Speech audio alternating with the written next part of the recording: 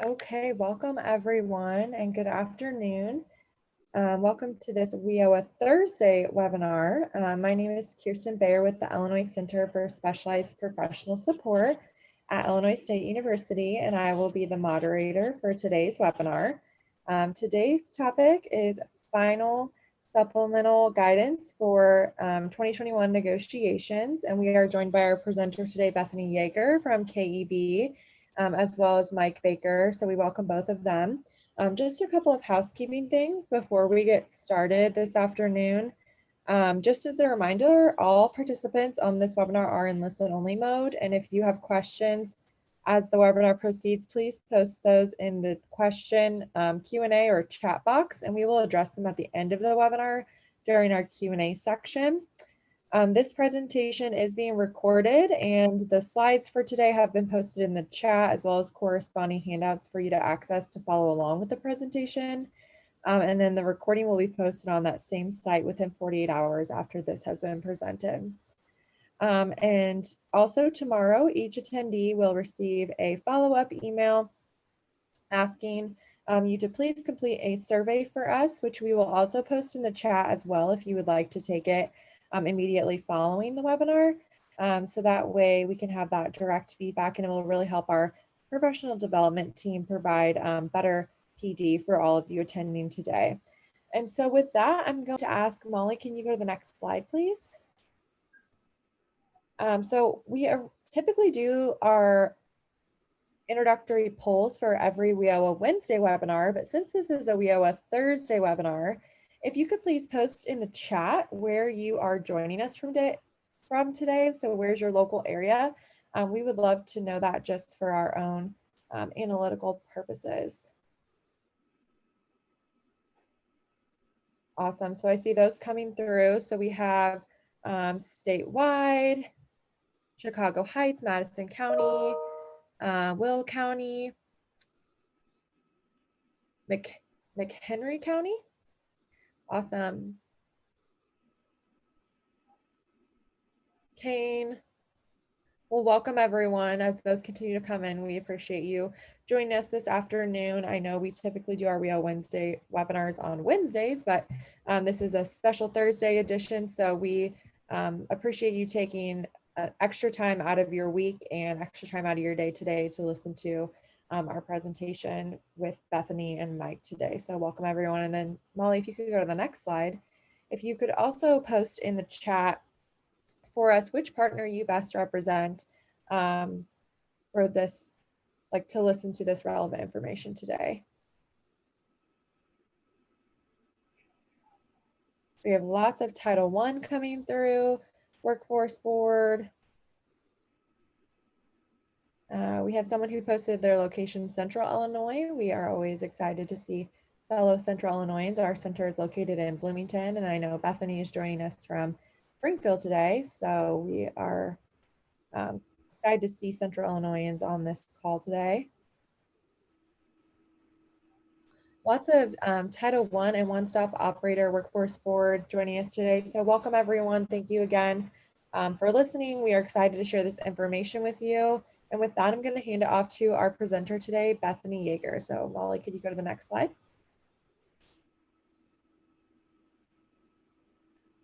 Good afternoon, everyone. This is Bethany Yeager. I'm with KEB. I'm a consultant there. We are based in Springfield. We help facilitate the WIOA Interagency teams, which consist of representatives of all of the 16 programs that are required under WIOA and in Illinois. Our role at KEB is focused on compliance and operations.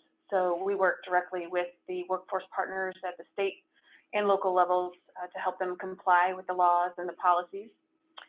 We're going to start with a couple more polls this afternoon to give me an idea of who's new to the MOU negotiations. So the first question is, are you new to MOU negotiations starting in PY 2021, which starts July 1st, 2021? And I went ahead and put that poll up for you to interact with live, and we'll give everyone, since it's just a quick yes or no question, we'll give everyone about 5 more seconds to answer. Everyone's already implementing their answers. Great, and I'm going to end the poll and share the results so we can all see this now. So it looks like you have about 83% no and 17% yes, Bethany. Okay, it's good to know. For anyone who is new to the MOU negotiations for this upcoming program year, you are welcome to reach out to anyone at KEB and ask for a WIOA orientation, if that would be helpful to you individually or for your whole team. We do that frequently, and we're happy to arrange a time to present just a casual, informal webinar and conversation about WIOA basics, including what MOUs and governor's guidelines are. I'll provide some basics today. So for those of you who have been involved in MOU negotiations for many years, some of this will be redundant to you, but the good news is that there should be nothing surprising. There's another poll that I would like to do on the next slide here is, do you need an orientation? If you do, please feel free to fill out that, and we can contact you, or you can contact us about whether you would like to arrange that. Okay, we'll give everyone about another 10 seconds to answer this poll.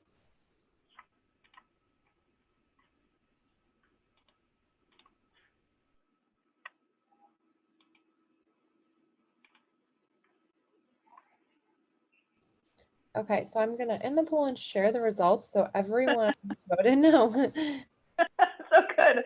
You don't have to hear me talking more than you already do. That's excellent news, but just know the invitation is always there if you have any new team members or new board members who would like an WIOA orientation. So with that, I'll get into today's webinar. Today's webinar is to present the final version of the supplemental guidance to the governor's guidelines. This guidance is specific to program year 2021, which, like I said, starts on July 1st.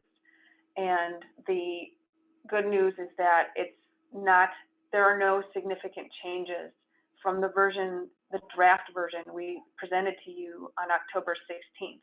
So if you attended that October 16th webinar, you heard the provisions as we drafted them in the draft version, and now they are considered final. We'll draw a few more items for your attention. We'll also share with you the timeline and a note about the National Farm Worker Jobs Program.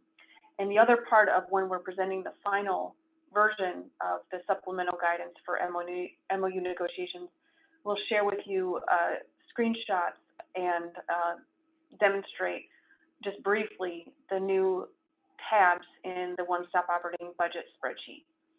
Those are all available, and the MOU template are all available on the Illinois WorkNet WIOA implementation portal for you to download, and they are active as of today. So anything that we talk about in today's webinar is now available to you for download and to fill in on the WIOA implementation portal. And as always, we encourage you to go there to get the most recent versions. We do not use prior year versions. You might be missing a piece of required content if that were used. We want you to look at what is the version on the portal as the most recent. We'll end today's webinar with a Q&A session. So I'll try to answer questions as I go, but we'll really save any interactive Q&A until the end of the webinar. So for those of you who are new, the background on the governor's guidelines is that the governor in every state is required by the law to issue guidelines for how required partners should negotiate their costs and services through the one-stop centers throughout that state, that local area. So this is satisfying a requirement that the governors have to issue these guidelines, and the guidelines are established so that they last more than a year, but there are times when you have to update or provide specific guidance to a program year. So on the next slide, this is what is showing you. There have been times when we've had to revise the governor's guidelines simply because new information came out from the federal government or new information was learned about how the federal government is monitoring local areas or the state. So there have been major revisions. The last major revision was last year, November 2019, when we tried to bring all the guidance, all the various guidance into one document, so you had one resource to look at. On the right side of the slide, you see in the yellow box, there are times when we issue what's called supplemental guidance that is specific to the program year. It's more technical in nature. It doesn't change the main body of the governor's guidelines, but it adds something specific that we want to draw your attention to. So one example is the governor's guidelines established a process for negotiating costs, shared costs, and required services to be made available through the one-stop. That still stands. The nuance for the program year is that maybe one new piece or two new pieces of required content is necessary to add to your MOUs that you'll amend going into the next program year. That's when supplemental guidance comes in handy, and that's what we're doing this year. And that's what today is issuing. On the next slide, there's just a couple more reminders that MOUs are the body of an agreement between all the required partners in a local area for how they will achieve service integration. It's often called where the rubber hits the road. It's where real commitments are made about what staffing you're going to need and how are you going to share costs and what services are you going to offer and in what locations. It gives you the tool to be on the same page about how services will be made available. It's also a reflection of the commitment of the local workforce innovation boards and how these MOUs are helping to implement what's in your local plans and regional plans. It's a document that is considered a contract for payment through the Office of the Illinois Comptroller and from partner to partner. And it demonstrates through the narrative of the MOU, it demonstrates how you participated in and achieved agreement in good faith negotiations for everything, all the commitments made in the MOU. MOUs are negotiated every 3 years, but annually you do have, by law, have to update your MOU with an annual budget. So the MOU is 3 years, the budget is 1 year. So no matter what, you're going to have to amend your MOU every program year to incorporate that new agreed upon budget for that program year. On the next slide, this is the last set of reminders for you that the decisions reflected in the MOU are about where you can access the services or where anyone can access the services, the locations, the method of service delivery, whether that's in person or remote, which we know is remote service delivery is the primary way right now. The role of the one-stop operator is spelled out and how that operator or how referrals are coordinated between the partners in the local workforce system, and then the commitments of how partners are sharing in those costs to operate the physical center, as well as how to deliver those services. So that's the governor's guidelines establish the guidelines for how you negotiate everything that lands in the MOU as an agreement. That's the short story. So now I'd like to get on to the final supplemental guidance, and I'll highlight some of the items that, yes, we did present to you October 16th, and this is confirming that there were no major changes. We actually did not receive any suggested changes from the feedback we received.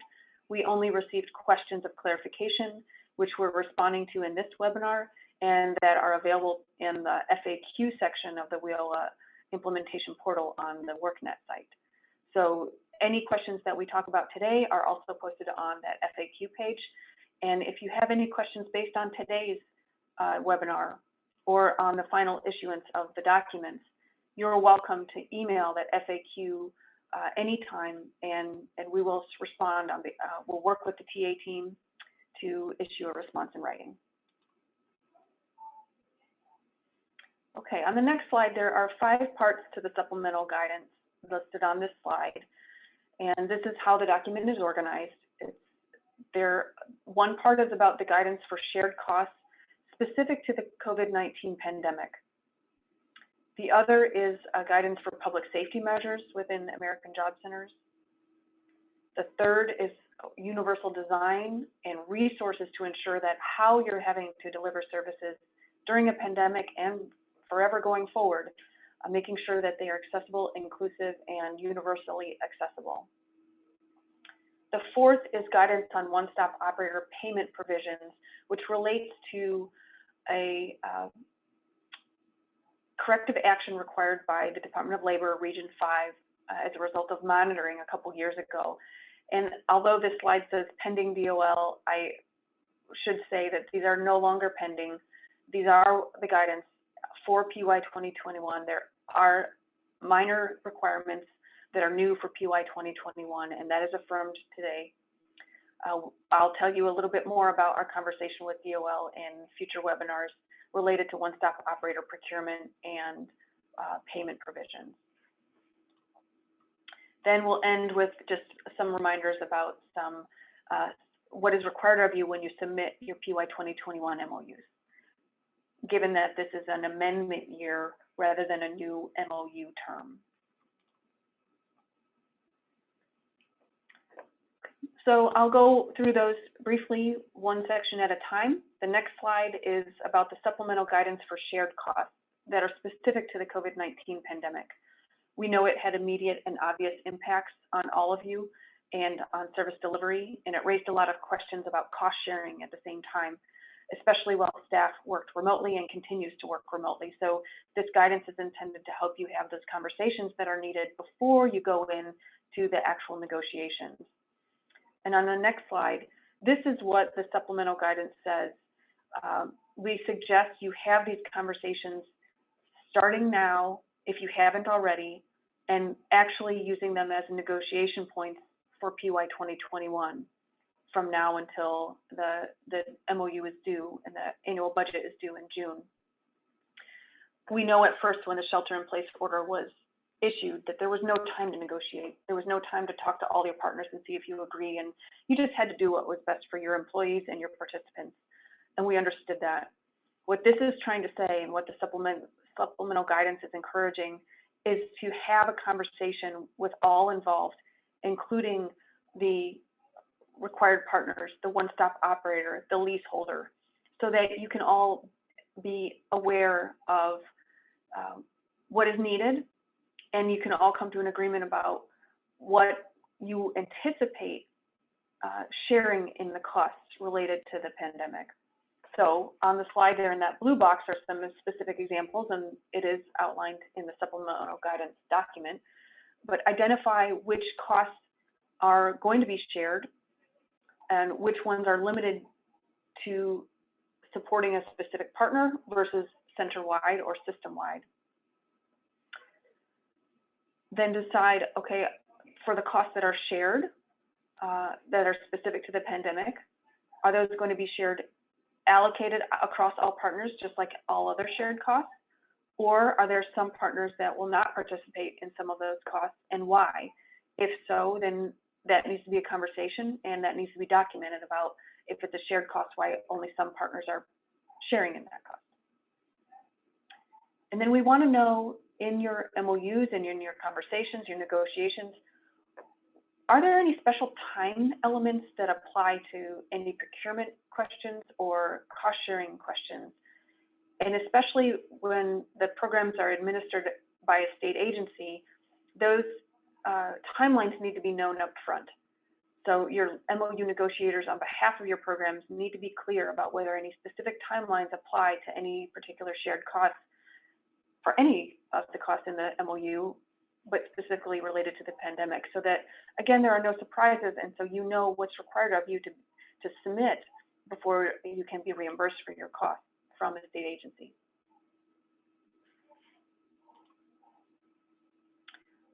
On the next slide, we know that, again, ideally, when you start your negotiations in January or February of 2021, that you would all work together on identifying a great plan about how you're going to share costs and what costs you anticipate incurring. But we also know things change. Obviously, this entire year has taught us to adapt repeatedly. So we are encouraging you through the supplemental guidance to develop together a method of tracking the amount owed for the cost actually incurred. Things change. And then confirm the invoicing processes through the state agencies again, so that you know if anything is required for a time or a process or an approval.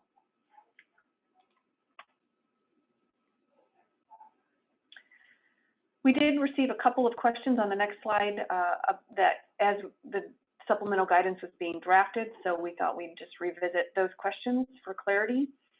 For example, if the American Job Center is open by appointment only right now, or at any point in the term of the MOU, then do you have to pay the infrastructure costs that are for the costs that are for the operating overhead of the physical center, maintenance, utilities, rent, assistive technology?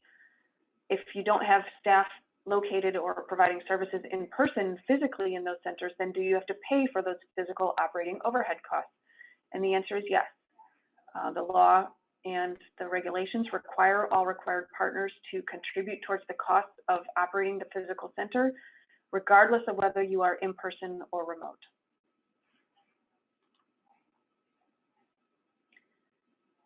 The next question is on the next slide of, okay, now if program staff are working remotely and they're not physically present, then,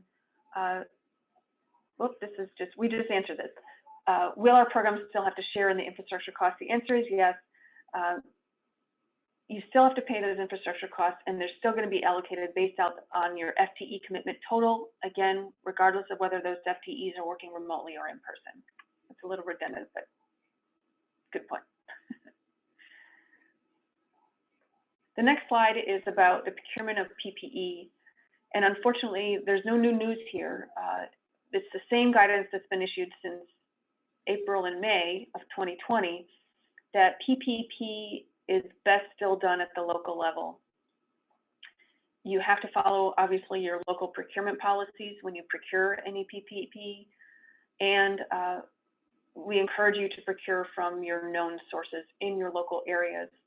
However, there is a resource available to you at all times, not just during the pandemic, that any eligible units of government or nonprofits can procure PPE through the Central Management Services list of providers that's provided on that site right there that's listed on the bottom of the slide.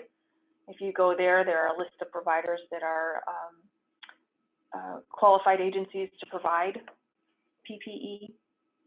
It's not a recommendation, it's just a list that you can pull from if you don't have local providers yourself.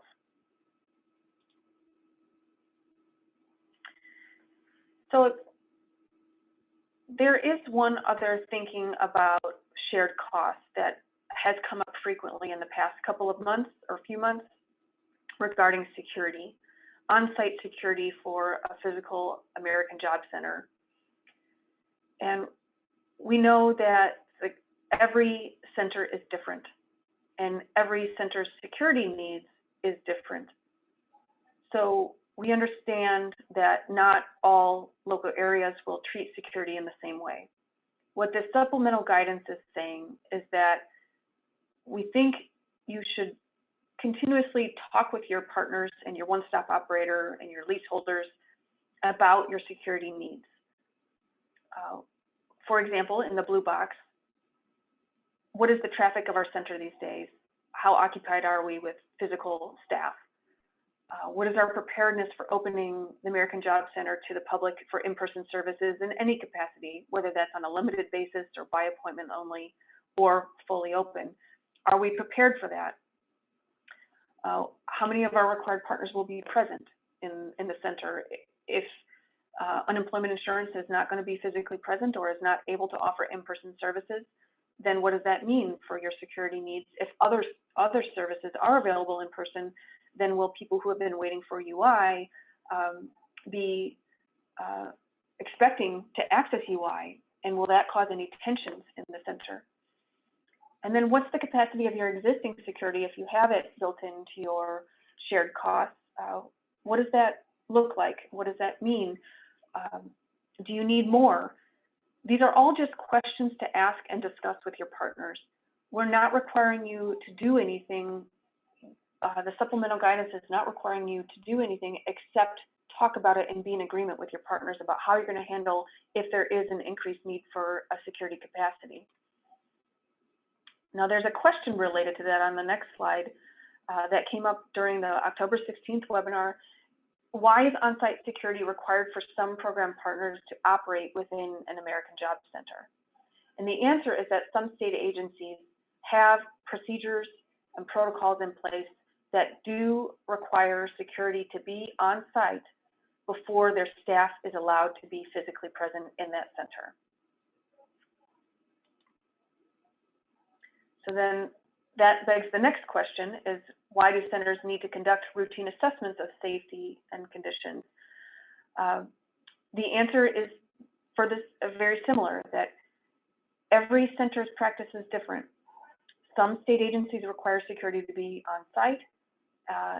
There are new phases you're having to adapt continuously of whether you're able to offer on-site in-person services or not. And as you prepare for future months in the term of this annual budget, how are you going to address security together? And are you going to share in that cost? So continuously assessing your security needs just requires that conversation.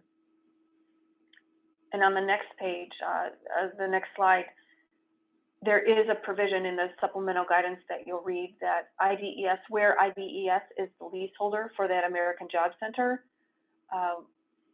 why is additional security personnel prohibited? Because IDES, as the leaseholder, holds a security contract already, and any additional or supplemental security would be a breach to that contract. There may be other ways that you can talk with IDES about ensuring the security meets the needs of the local system. So we encourage you during the negotiation process to understand what those parameters are and what are the options to provide additional security if needed at any point in the next program year.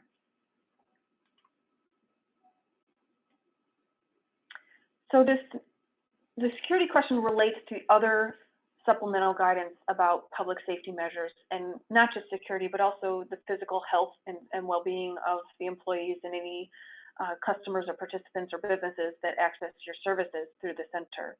So this is what we have called the reopening checklist. And we know that even though centers are not all open to in-person services, that reopening in any capacity still deserves these kind of continuum of considerations about readiness to do that. So the next poll question we want to ask you is, have you actually used what we've called the reopening checklist to support conversations to date with your partners about service delivery during the pandemic?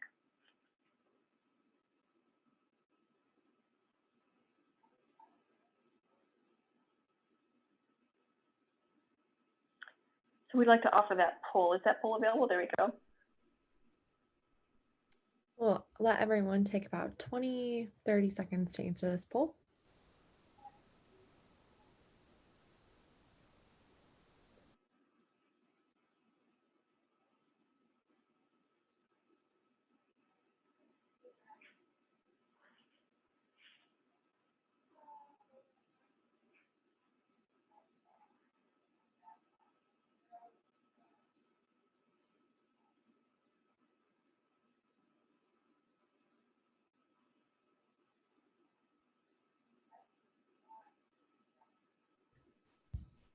Okay.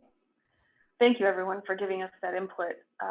Okay, attendees are viewing the polls. Good. So we know some of you have used it. Thank you. And for those of you who have not, that's okay. Just know it's a resource for you. And for those of you who are unsure what the reopening checklist is, the good news is that we recorded a webinar walking you, the participants, through the reopening checklist. That webinar is recorded and available on the Illinois WorkNet site for the WIOA implementation. You also we'll show you where you can access it on the website so that you can actually use it and refer to it later in your negotiations if that's helpful. So the purpose, I'll walk you through a little bit of, again, highlighting what the reopening checklist includes for you. The purpose of it is to identify just a few requirements and offer additional guidance that can support you in conversations and making decisions about what's right for your local area and whether you're ready and have the appropriate safety measures in place. So we know that the original version of the reopening checklist was issued in May, but it has been periodically updated based on new guidance that has come out either from the federal agencies or state agencies, or also feedback that we received from you all that has helped us understand where flexibility is needed or how to offer helpful guidance and not be restrictive. So that's all part of this evolution of all of us getting smarter about how to handle this going forward. So on the next slide, the checklist is based off of the very same structure as the governor's Restore Illinois plan. So the phases that are built into the governor's plan are the same phases and the same framework we used for this reopening checklist. So know that there is a consistency there. We work very hard to make sure there are no contradictory information or guidance. And we also know, looking at the phases of the governor's plan, the American Job Centers and the local areas throughout the state, at our various phases. You are not all in phase 4 at the same time. You are not all acting in phase 3 at the same time. You're picking what's right for your areas in terms of safety protocol. And that's good in terms of how to apply this reopening checklist. What is right for you? What makes sense for the partners and your capacities at this time? So as I said on the next slide, the checklist was created looking at a variety of sources, doing our best, again, not to offer any contradictory, but to offer a boiled down version for what the national and state guidance means for you and your American Job Centers. So we think it's cross-pollinating, not contradictory. And we also looked at a variety of sources from everything from educational resources to public health and safety resources to occupational safety. So we're trying to be as comprehensive as possible and linking to all the sources within the document. So if you have more questions about the source, you can go right to it. We also looked at what other states are doing. We looked at a lot of states. We cited Missouri, Michigan, and Tennessee. We also looked at Cook County and cited one of their examples. So we're doing our best to learn from others and find best practices.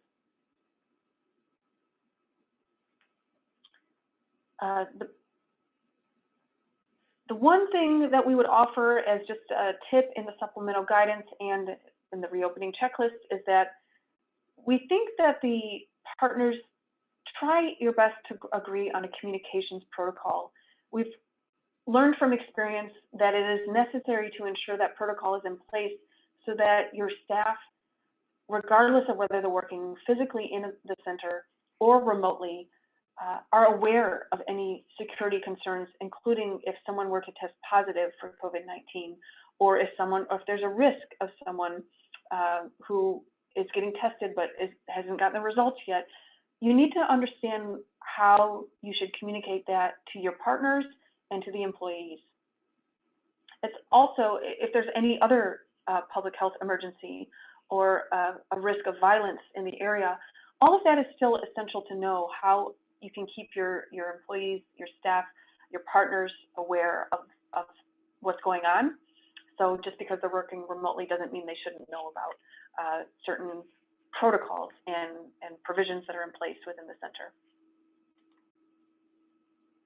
Obviously being cognizant and respectful of privacy, not to suggest that you would do anything that would be contradict that privacy, but making sure everyone's aware of the protocol. The minimum, so I mentioned there are a few minimum requirements. That the reopening checklist is guidance. It's not required, except these 3 points on the slide. It is required that before your American Job Center opens in any capacity to the public, that 1, you ensure that adequate PPE is available. And 2, that staff and customers have safety protocol are in place for them. And clarity on what that security personnel presence is on site needs to happen first. And then third, agree on a process for making decisions as you adjust back and forth with whether you're able to offer services in person in any way or whether it's all remotely, just having that communications and that practical plan in place before you reopen.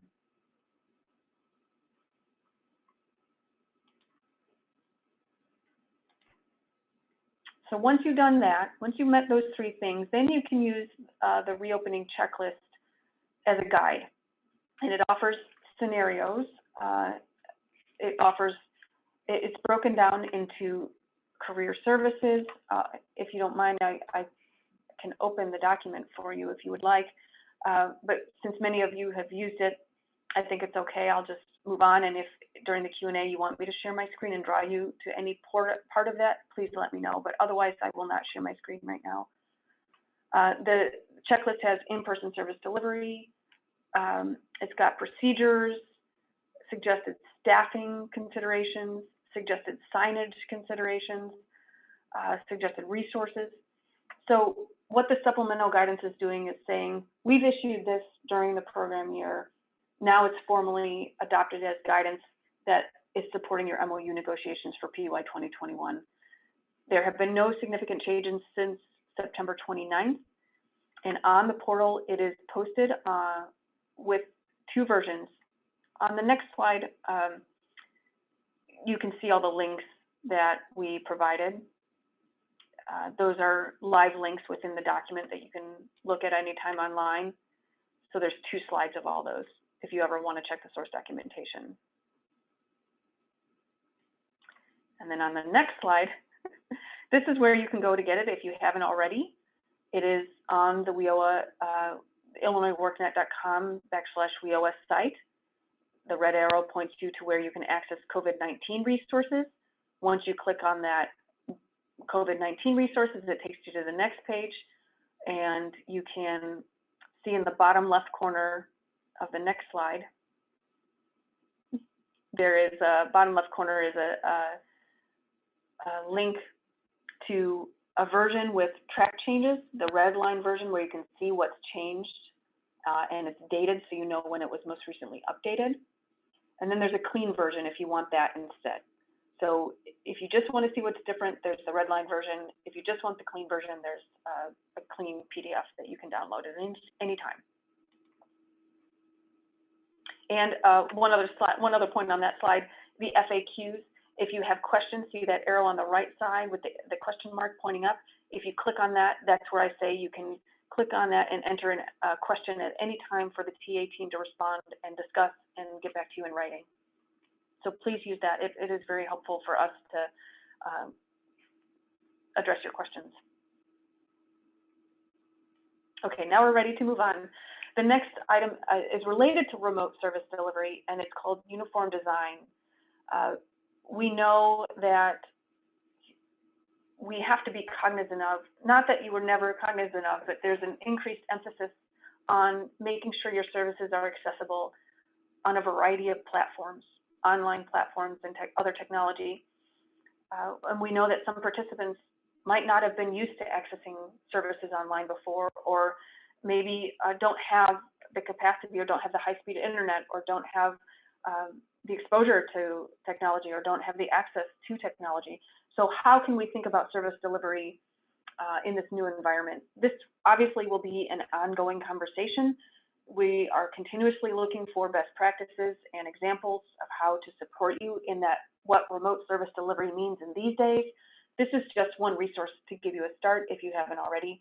Universal design. On the next slide, there is a definition of universal design. It's the composition of an environment so that digital services can be accessed, understood, and used to the greatest extent possible by all the people, regardless of their age and ability or disability. And there are some recommendations that go along with that. You already know about the American with Disabilities Act, or the ADA. That is a regulation. This universal design is more of just a resource and a support to you to think about service delivery. So on the next slide, there are the principles that are built into universal design are on the right side in the blue box: equitable use, flexibility, simple and intuitive, perceptible, tolerance for error, so if they don't get locked out of the system if they actually click on a wrong thing, low physical effort, and size and space for approach and use. So there's a lot more about that, and the resources we provide to you are embedded into the supplemental guidance, so you can click on those links at any time and learn more about that. We just encourage you to use that as a filter for thinking about remote service delivery, trying to think about it from all sides, using this as a guide. And the next slide provides more of those links, which again are embedded in the supplemental guidance.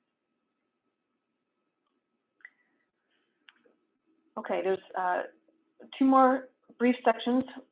The next section is about the one-stop operator payment provisions. And as I mentioned earlier in this webinar, nothing has changed since we issued the draft version for your feedback. We have been in continued conversations with the Department on Labor.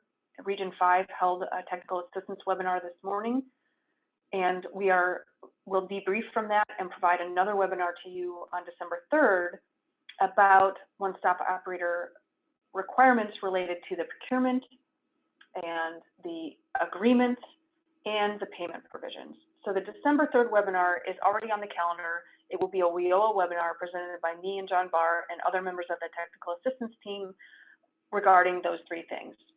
In the meantime, I want to know, on the next slide is a poll, does your local area already include one-stop operator costs as a shared cost in your MOU?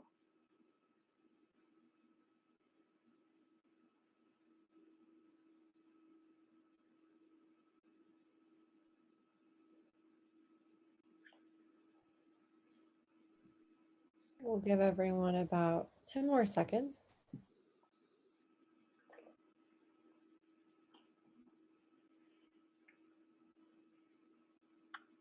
Okay.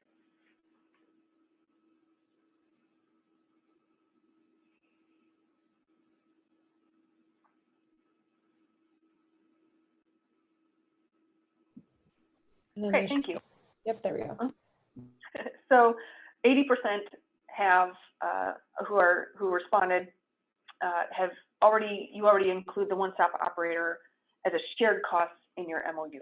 So these provisions apply to you. On the next slide, there is the background that I mentioned to you in the last webinar about the supplemental guidance draft version. These payment provisions are coming about because of a DOL monitoring in 2018, and it's been an issue prior to that, but in 2018 it resulted in corrective actions that are seen on the slide on the right-hand side. One, we know that Illinois has to ensure the local workforce boards award funds to the selective bidder of a competitive procurement process. 2, the local areas have to clearly identify invoicing and payment processes in the contractual documents. So that includes 1, the one-stop operator agreement between the local workforce board and the one-stop operator. And the other one is through the MOU. We want to be clear in the MOU what the payment provisions are that will help in transparency of how the one-stop operator costs are incurred and paid out. And 3rd on the screen is ensure that all local workforce boards award funds to the selected one-stop operators with the evidence of an exchange of funds. So what that means for this program year is that on the next slide, we are continuing conversations with DOL about what the exchange of funds looks like and what is actually required. Does that necessarily mean a cash contribution from the partners to the local workforce board or to the one-stop operator? Does it mean cash, or can it be non-cash? Because we know in practice under WIA, the former law, and now continued under WIOA, non-cash contributions are still an option for partners to share in the cost and cover the value of the one-stop operator services. So what this guidance says on the next slide is that there are 4 things we're offering to work towards some resolution of those corrective actions. And these 4 things are good to do regardless of the question that it remains unresolved of, in DOL's mind, of whether that can be a cash or non-cash payment. What's included in the supplemental guidance is what we know now as needs to occur anyway. So the first is there is a section section of the MOU, section 10, that has 3 dot points of new required content for program year 2021, so that when you amend your budgets for PY 2021, you also amend your section 10 in the narrative. Then there are 2 new pieces to the one-stop operating budget spreadsheet. We'll call it the MOU budget spreadsheet for short. There's new rows that are specifically delineated for one-stop operator costs and payments. And then there's a new tab in the spreadsheet that is very specific to the one-stop operator budget piece. And we'll walk you through that. And then the 4th piece, as part of the supplemental guidance, is what's a sample invoice? What would an invoice look like if we have partners who are contributing towards the cost of the one-stop operator, regardless of whether they're using cash or non-cash contributions? What does that invoice look like? So there's a sample invoice that's included in the supplemental guidance as a reference for you to think about.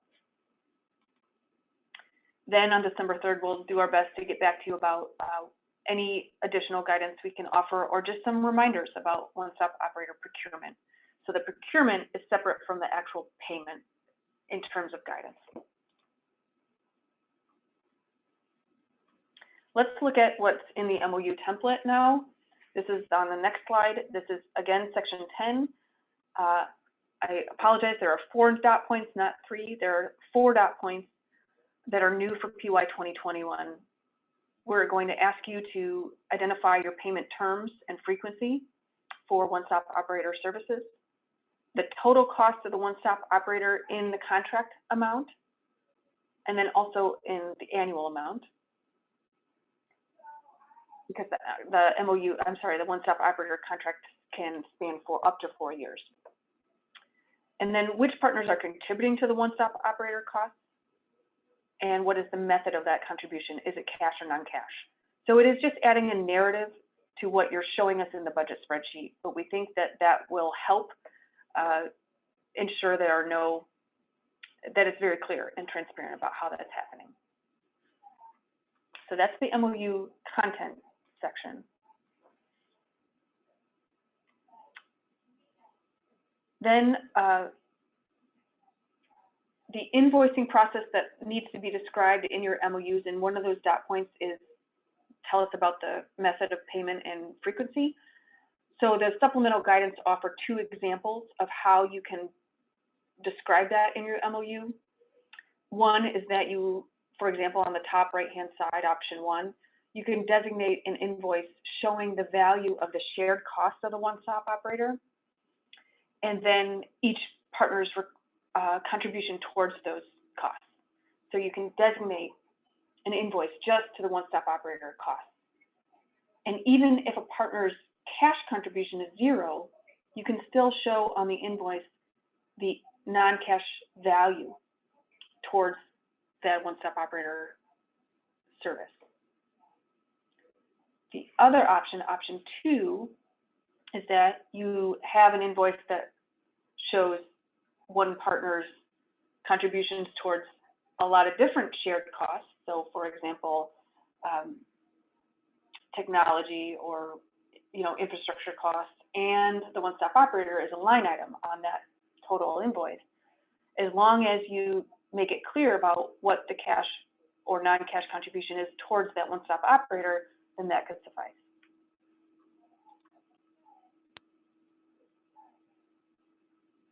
So we thought we'd show you on the next slide is a screenshot of what this new rows look like in the one-stop operating budget spreadsheet.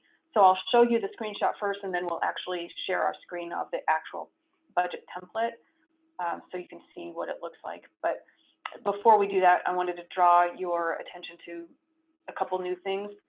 On the upper right-hand side, if you can't read that, it says total annual budget, and the blue column to the far right. that column shows the total annual budget for each line item. And the blue box at the bottom of the slide shows 3 new rows. Well, it's more than 3, but anyway, a few new rows of one-stop operator contributions.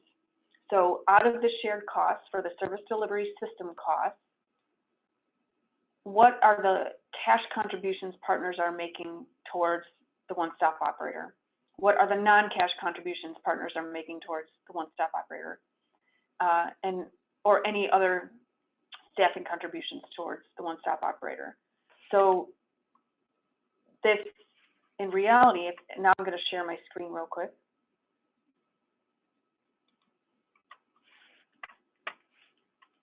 Sorry, Zoom, I have to find my share screen.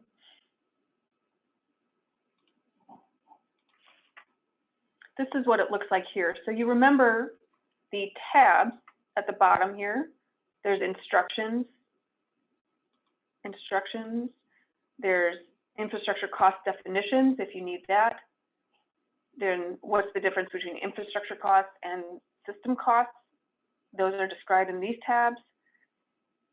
This A, total FTEs at all centers, automatically pulls the data from all other tabs about how many FTEs each partner is committing to offer their services, whether that's in person or through direct linkage technology. So this automatically populates. On the next tab is where the new rows are located. Rows 88, 89, 90, and 91. That's where the new rows are. And this also automatically populates. This column B is the total annual budget for the shared service delivery system costs. And for the new rows, it automatically populates. It's pulling from all the partners' contributions towards cash contributions towards the one-stop operator, or it's pulling all the non-cash staffing contributions towards the one-stop operator.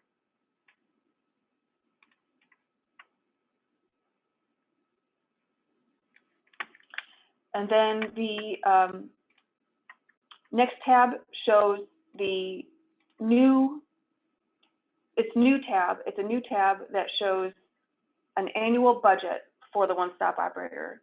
So like I mentioned, your one-stop operator agreements include a total contract amount that likely spans 4 years. In your annual MOU budget, what we're asking you to do is to show us the annual amount towards the one-stop operator. So it should, these line items that are listed on this tab, you have the ability to customize those. They should mirror what is in your one-stop operating agreement, one-stop operator agreement. And they should break it down into an annual bite-sized piece instead of the full term of the MOU. So this is an annual picture of what partners are contributing toward the one-stop operator. And Mike Baker was extremely helpful and integral in updating the budget spreadsheet. So I do want to pause and ask him if he has any additional comments to make or anything he wants to draw your attention to about these new spreadsheet features. Good afternoon, everyone. Thanks, Bethany. Yeah, real quickly, the 2 tabs that Bethany has showed you just now are the summary tabs. So those pull in data from the other tabs. So Bethany, if you could, can you show them tab D and tab D2?